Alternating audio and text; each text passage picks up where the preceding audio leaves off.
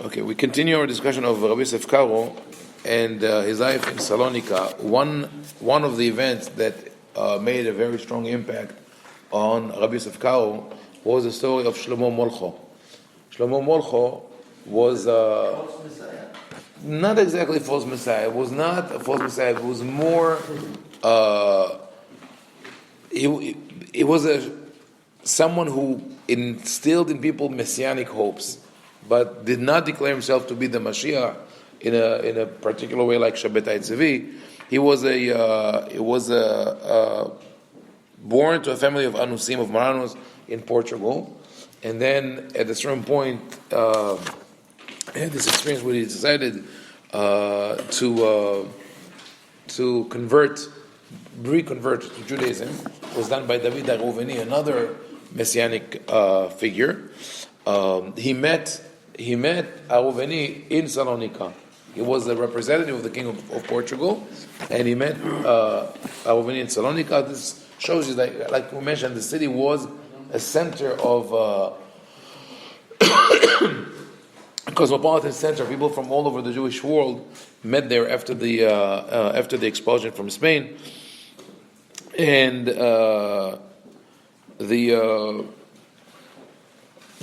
met Aruveni in Portugal, and then he came to Salonika, and eventually, after he went, he met with the Pope. The Pope, he was arrested. They were going to execute him, but the Pope sort of pardoned him and executed someone else, and then he reappeared.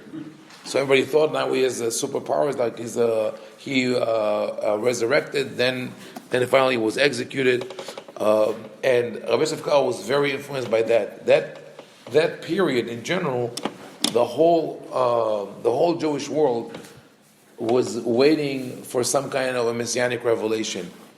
Just as it was after the destruction of the first temple and of the second temple, this was a destruction at levels that people could not even imagine before that. You had the community in Spain that was there for almost 1,000 years, and then is told to 250,000, even more, to get up and leave over the course of a couple of years from 1492 and then 1498 from Portugal. It's not, as you know, so they just moved over to the Ottoman Empire. Many people perished along the way. Many people were persecuted wherever they went. So everybody felt this tragedy, this disaster, and they were waiting. They were saying, okay, this is the time. The time has come. God must redeem us. The Mashiach must come. So anyone who comes with a kind of message that that the time has come, people are willing to listen. There's an open heart and mind. It's fertile ground for that. And at a certain point, Rabbi Karo also is getting into this mentality, into this messianic mentality of him being the representative of God's will on earth. And in his visions, he writes about that. The Magid, the angel that, or the mystical visions that he had, this voice told him several times that he will die al Kiddush Hashem, meaning that he will sanctify God's name by his death. Sort of what happened in Spain and Portugal. There was the famous auto da fe, the act of faith, where Jews were who converted, or sons of Anusim, were accused of being Jews in secrecy, and they were asked to either affirm their commitment to Christianity or to convert to Christianity. And when they refused, they would walk to the gallows where they would, or to the bonfires, and would be burned alive. And Shlomo Molcho was also executed. So Rabbi Karo, through his visions, always expresses his wish to die for Kiddush Hashem, to die in the same manner in sanctifying God's name, which was really impossible for him, because he lived under the rule of the Ottoman Empire, either in Salonika or in Eretz Israel later on, where this was not a threat that the Jews had to be afraid of. But he writes in his mystical visions, he writes the following: אזכה אותך להישרף על קדושת שמי וכל חטאיך ועוונותיך ישאבו באש. He says, after like your life as a scholar, I will give you the merit to be burnt for the sanctity of my name. This is the angel talking to him. וכל חטאיך ועוונותיך ישאבו באש. And all of your sins will be cleansed by the fire, and you will rise from there like pure wool. ויצאו כל צדיקי גן עדן לקראתך והשכינה בראשם, and all the righteous of Gan Eden, the incarnate will come and welcome you and will lead you to your place like a groom. This is a good wish. It's a good wish, but for one is wishing for a horrible death, right? But sees this as the highest level of spiritual achievement, which, as I mentioned before, in Spain and Portugal at that time, and for the exiles as well, is because of a very heavy influence of Christian theology. This is not part of the Sephardic worldview, but it became such, not for all, but for few people after the under the rule of Christianity. And he describes how his shrouds are going to be removed one by one, and with every in the Garden of Eden, and with each one that is removed, a new one is provided, so it becomes of a higher and higher level. And really, some scholars said when they read that this borders on megalomania. That the way he described himself when he says. All the scholars, all the righteous people in the Garden of Eden will lead you as a groom, and they will say, give glory and praise to the Holy Son of the Supreme King, and give glory to the image of the King, and they will bring you to the rivers of fire in which you will bathe, etc. So some scholars said that, but on the other hand, you can see that as when he says that he will be there, and they will say that he's the holy Son of the Supreme King. It doesn't mean that he is the only Son, but that this is done for every soul, every neshama. This is a balance that one has to have, and caution when you read these descriptions. But obviously, one has to have this in mind. When you read the shulchan-aruch, you have to realize that it was written from the point of view of someone who believes that he is is in the capacity of being almost at the level of the prophet, of Moshe Rabbeinu, or someone like that, and he wants his book to be binding and to be something. Is in a way you could almost say that the being the Mashiach, right? If you remember the Nevuot in Yeshayahu, when Yeshayahu speaks about the Mashiach, which was interpreted as talking about the Mashiach, he says, "Ve'hariho birat Adonai, ve'lo lemarei einav yishpot, ve'ochiach betzedek dalim, ve'shafat b'mishor an ve'aretz." One of the qualities of the Mashiach is that he will be the ultimate judge. He will judge honestly and righteously, and he will have this supernatural ability, a gift from God, to know who is speaking the truth and who's not. So in a way that really adds to this concept of how Rabbi Yosef Karo sees himself. And now, when we talk about the border between mysticism and halakha, he also has, this is an interesting concept that in my discussion of the Zohar and introduction to Kabbalah, I spoke about it also, and that is that the rise of Kabbalah after in medieval times, after Rabbi Moshe ben Maimon wrote the Hazakah, in part was a reaction of people to philosophy being so dry and rigid and devoid of, in a way, of emotion. People wanted something that could relate to more, and Kabbalah provided that. And one of the things that Kabbalah did was also, ironically, providing a greater opportunity to display the feminine voice, the feminine side. Either if it was by scholars who felt that women has to be more represented, or maybe even by influence of women at the time on their husbands that pushed them towards that. And that is when we talk about the concept of the Shekhinah, for example. This is a revolutionary concept. When we talk today about the Shekhinah, the Shem Yehod Kucha Bechu Shechinte, something like that, to unify, we're going to say this tefillah or to do this mitzvah in order to unify God, the masculine concept of God, aspect of God, with the feminine aspect of God. You said not to use this. No, I said right. That's why many scholars say don't say that because it could be interpreted in a negative way, almost paganism, to say that God is divisible or has is a male or female.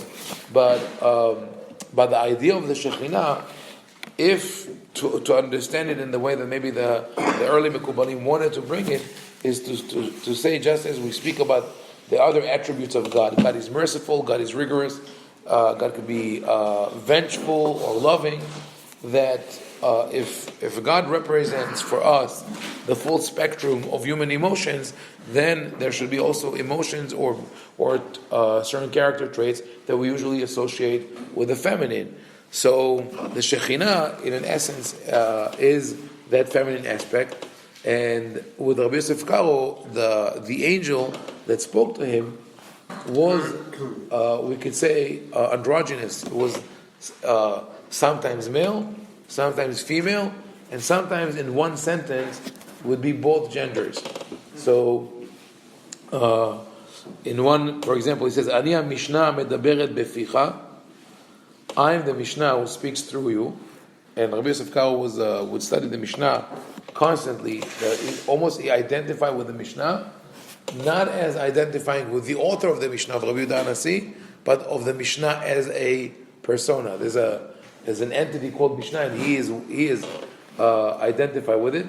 Ani ha'maharev yam holelet rahav. This is based on the pasuk in Ishayahu, where the hand of God is described as the one who controls the sea and destroys the monsters of the sea. Ha'maharev rahav. Ani ha'ema meyaseret, ani ha'malach ha'goel. I'm the mother who teaches musar, who teaches morals and ethics. It's also an interesting concept, ha'ema meyaseret, if you think of it. Because usually in the Tanakh, the mother is not the one who gives musar. Shema beni musar avicha, v'al titosh torat imecha. So the mother is the teacher, and the father is the disciplinarian in Tanakh. Because the term musar is mentioned a lot, mainly in Mishlei. This is the most common. This is the place where this word appears more. Chokhmah u'musar evilim bazu. That, for example, a friend of mine, by the way, has a synagogue in New York called Chokhmah u'musar, wisdom and musar. And I tell him that's nice because people who really know Tanakh know that the end of the pasuk is Chokhmah u'musar evilim bazu. The fools reject Chokhmah u'musar. So I said, when you name the synagogue like that, you say anyone who doesn't come to my synagogue is of the evilim bazu. So, but the musar in the Mishnah is always associated with the father. Shema beni musar avicha. Listen to the musar, to the moral teaching of your father. Ve'al titosh torat imecha, and do not abandon the Torah of your mother. So, in that sense, the musar in the Tanakh is directly derived from the word leyaser. Like the Torah says, "Ki kasher yaser ish et beno, Adonai Elohecha meyasereka." And leyaser is as one is meyaser his son, so Hashem is meyaser you. No, it's a meyasher. Meyaser is to. No, actually, it is connected to Yashar also. Meyaser is to put you on the path, but with a strong hand. So when he says Ani ha'ema meyaseret, in this image of the mother who is meyaser, who gives musar, you already have the feminine and the masculine in one. Ani malach hagoel be'chazat Yaakov, and I am the redeeming angel. So Rabbi Yosef Karo does this wordplay where he moves from the feminine to the masculine, and I think it's in an interesting way.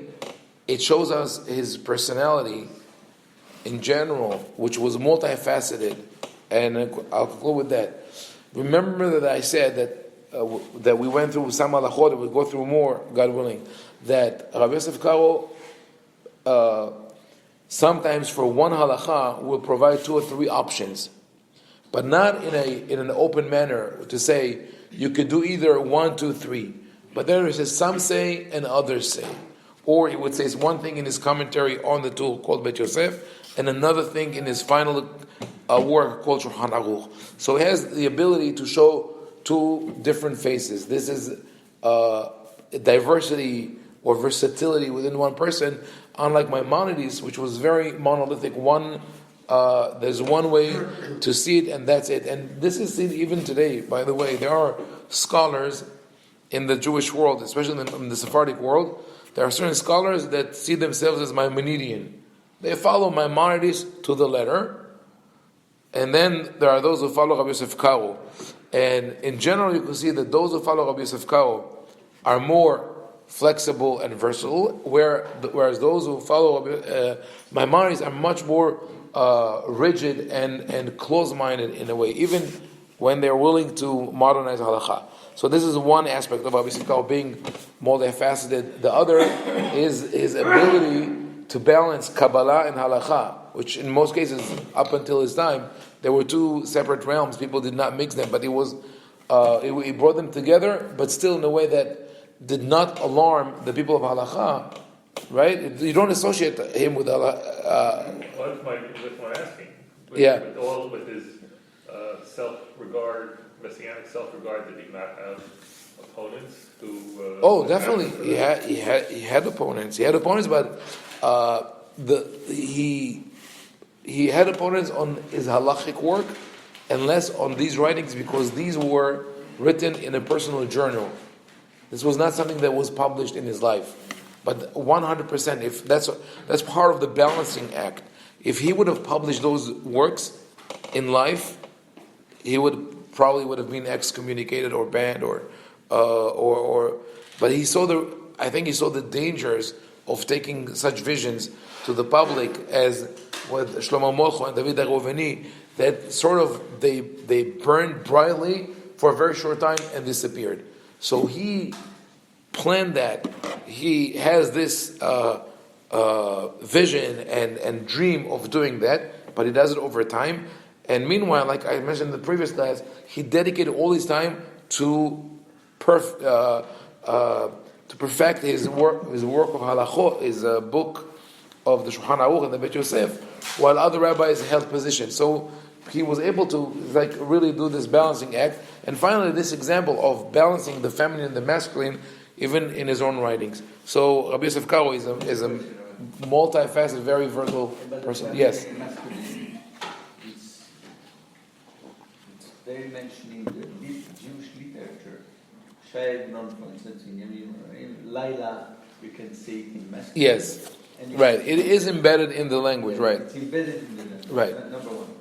Number 2, about the way that he writes, he brings you all kind of sources. Yeah. This was continued by a lot of rabbis, Moshe Malka, Yeah. Ovadia Yosef in his Yes. that he brings you. This rabbi says that, and Right. this rabbi says that, and it's up to you to accept. Right. That's what I say. The Sephardic poskim followed the shulchan-aruch, but also up until Haim Ovadia Yosef, they built on the shulchan-aruch, but they allowed themselves to deviate when needed. Haim Ovadia Yosef was the one who said, no, we're going to go back all the way to the shulchan-aruch and do exactly what it says, and that in itself, as I said, is very highly controversial. Baruch Adonai.